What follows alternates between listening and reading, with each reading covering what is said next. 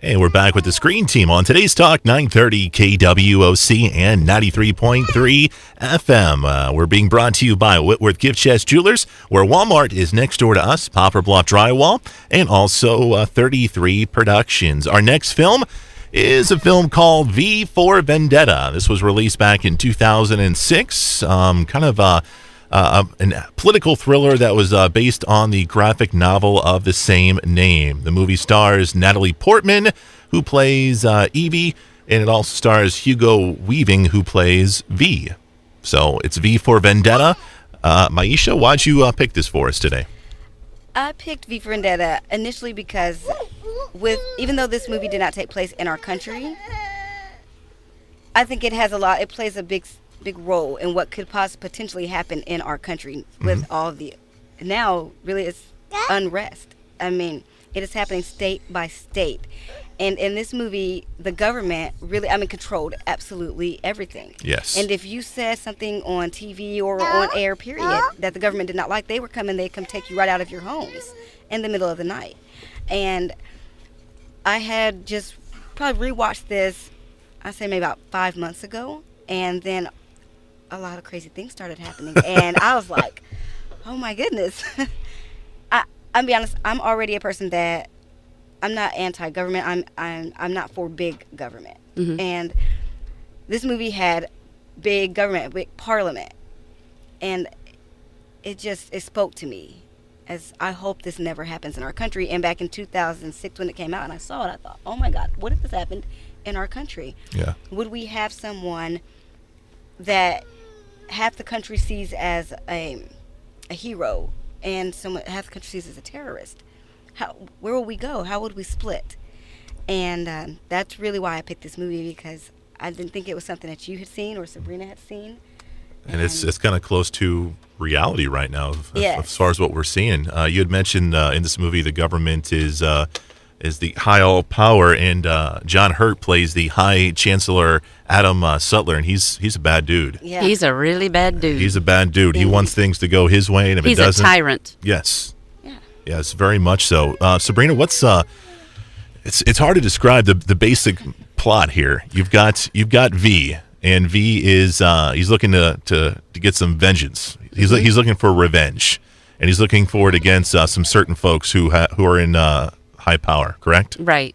Basically, what we're looking at in this movie, and I've only seen it the one time, thanks to you asking us to watch it. It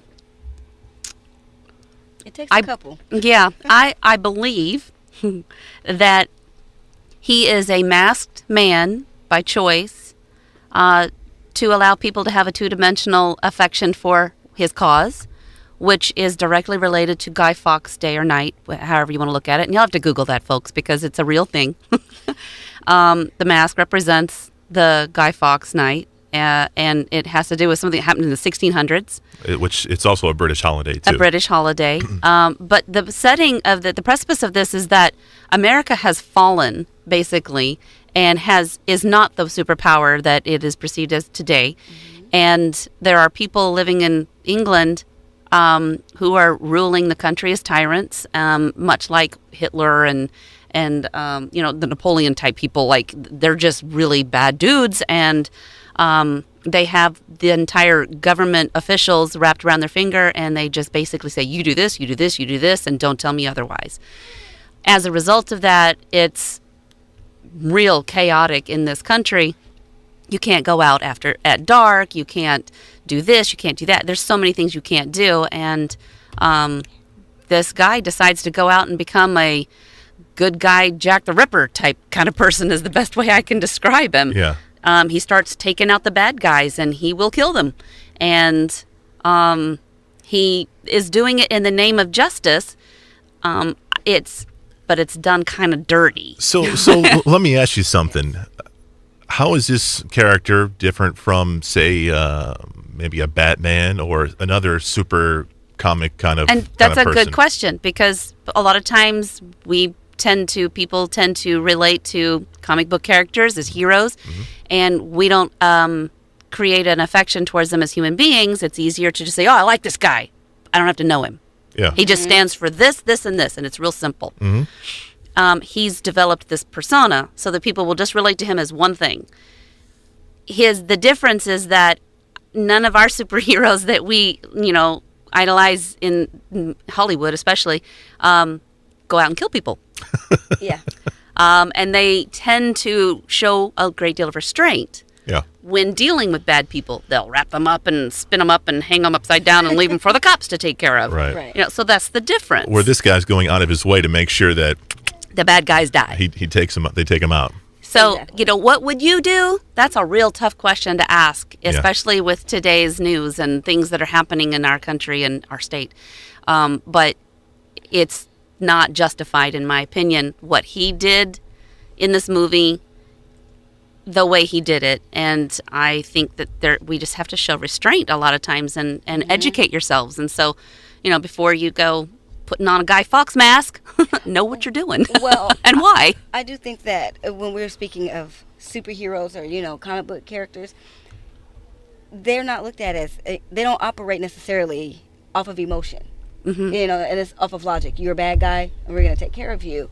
And then we're going to let the proper authorities handle you from here on out. And Guy Fawkes, in my opinion, let's say that, he operated, I feel like, on emotion, and he initially had a personal vendetta. Mm-hmm. Correct. And it wasn't for his country, like everything's going wrong with the country, and I feel like I am going to blow up Big Ben or kill a bunch of people in the name of the country. I'm angry. Mm-hmm. I'm angry. Right. And now you all need to just understand my anger and say, okay, we get it and we understand why you're doing this.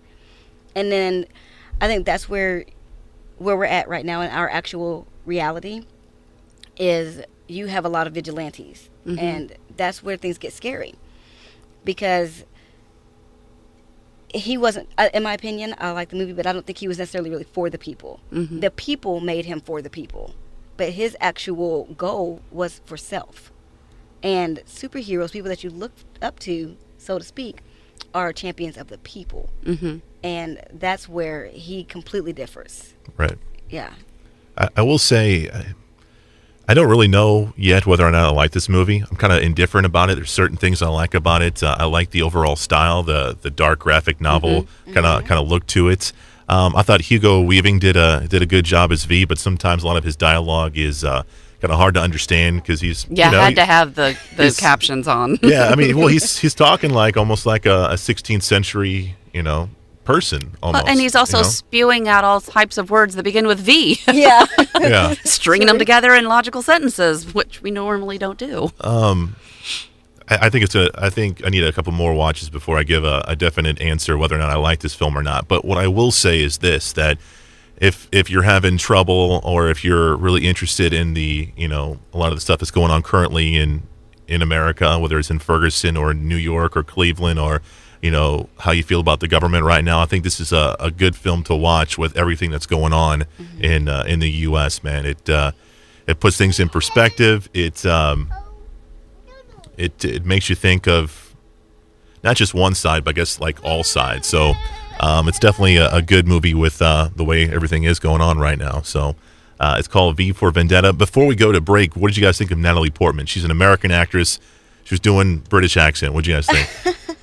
I think she should stay with her American accent. So you didn't buy it? I did not buy it. Okay. Sabrina? But hats off to her for shaving her head. True that. Yeah, that was well done. Kudos to her. She was crying during that scene, and I don't think that was, I don't think that was fake. I don't think that was acting. It was like my hair. I didn't care one way or another. It really didn't push Didn't me or affect pull you. me in any way. Okay. It's V for Vendetta. You can check it out on DVD. Coming up next, The Invention of Lying with Ricky Gervais right here on Today's Talk 930 KWOC.